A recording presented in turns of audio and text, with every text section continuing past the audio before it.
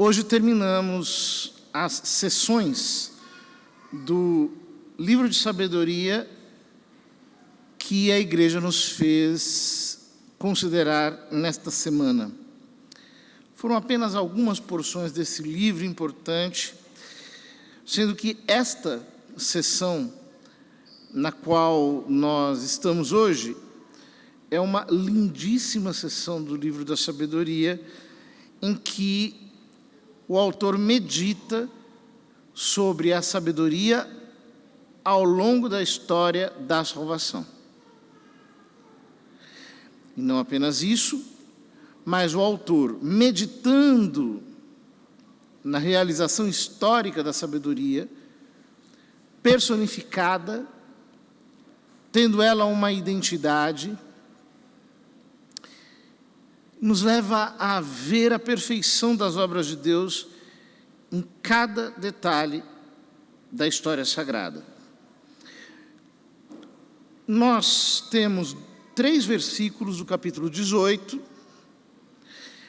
que é quando o autor fala sobre as 10 pragas do Egito. Aqui, ele fala sobre a praga dos primogênitos. E diz o seguinte: quando um tranquilo silêncio envolvia todas as coisas, e a noite chegava ao meio de seu curso, a tua palavra onipotente, vinda do céu, do seu trono real, precipitou-se como um guerreiro impiedoso no meio de uma terra condenada ao extermínio. Como espada afiada,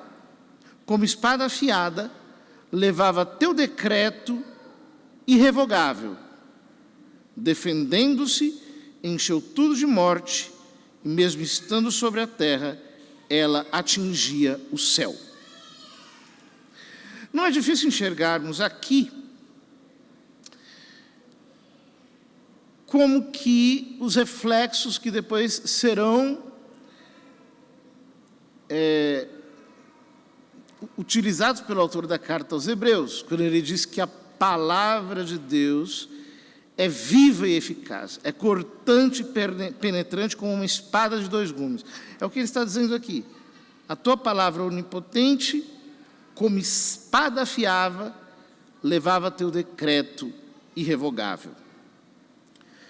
Ora, essa é a praga dos primogênitos. E a praga dos primogênitos, de algum modo, fala sobre algo que precisa morrer em nós. A nossa matéria, a nossa carne. Nós precisamos mortificar as obras da carne, com a força cortante da palavra, com o corte afiado dessa espada espiritual, que é o próprio Filho de Deus. Mas o Filho de Deus, refletido, realizado, explicado, descompactado, através das palavras da Sagrada Escritura. Quando nós agimos na força da palavra para matarmos as obras da carne, então, nós lemos agora 4 versículos do capítulo 19, que descreve a travessia do Mar Vermelho. Então, a criação inteira, obediente às tuas obras, aliás, obediente às tuas ordens, foi de novo remodelada em cada espécie de seres, para que teus filhos fossem preservados de todo perigo. Apareceu a nuvem para dar sombra ao acampamento, e a terra enxuta surgiu onde antes era a água.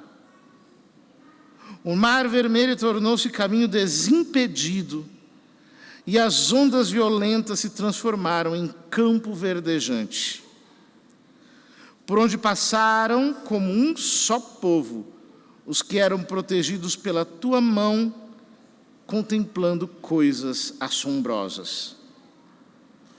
Como cavalos soltos na pastagem e como cordeiros correndo aos saltos, glorificaram-te a ti, Senhor, seu libertador. Veja que coisa maravilhosa. As imagens que o autor do livro da sabedoria emprega para falar sobre a travessia do Mar Vermelho. Hoje, há muitos que colocam em dúvida não só este, como muitos outros milagres. Porém, existem coisas que não podem ser negadas. Por exemplo, se nós pensarmos no milagre do sol que aconteceu em Fátima, testemunhado por milhares e milhares de pessoas.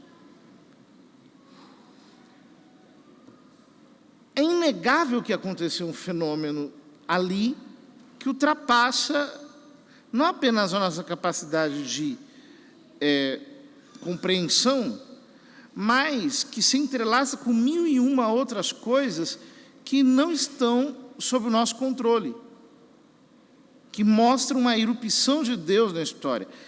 É verdade que existem pessoas que criticam, alguns que são céticos, por exemplo, em relação ao milagre de Fátima. Mas qual a explicação que eles dão para isso?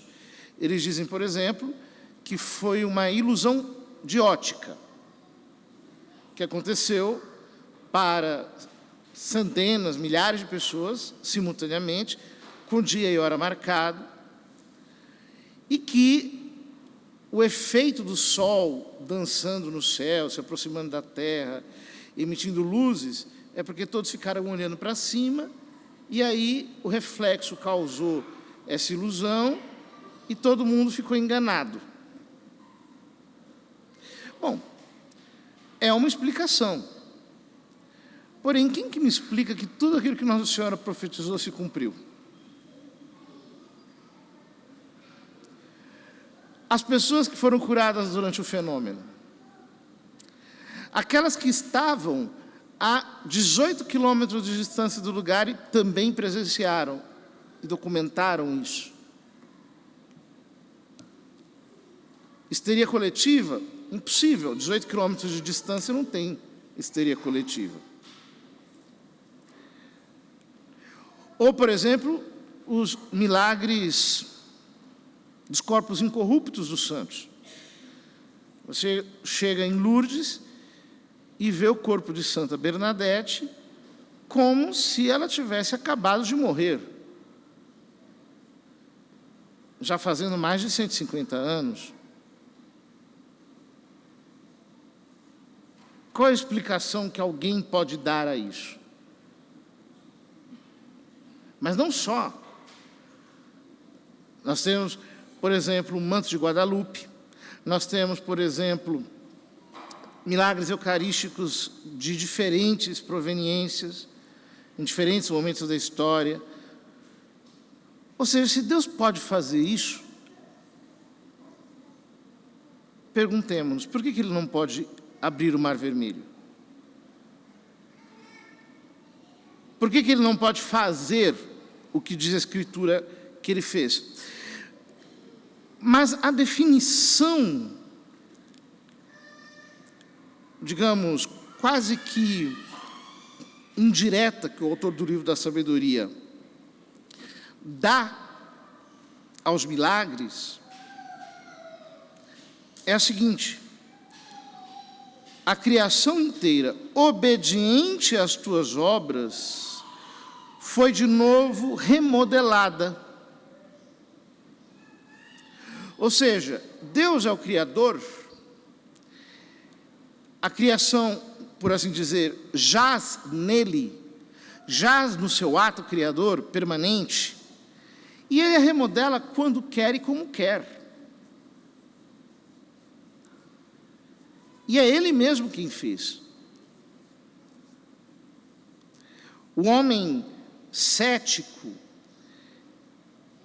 já tem uma resposta pronta, ele está fechado, ele já parte do princípio que milagres não existem. Não existem.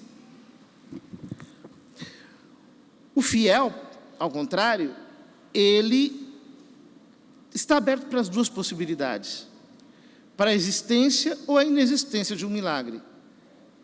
E procede como a igreja ensina, verifica até o fim para ver se aquilo realmente é sobrenatural. De modo exaustivo e às vezes até exagerado.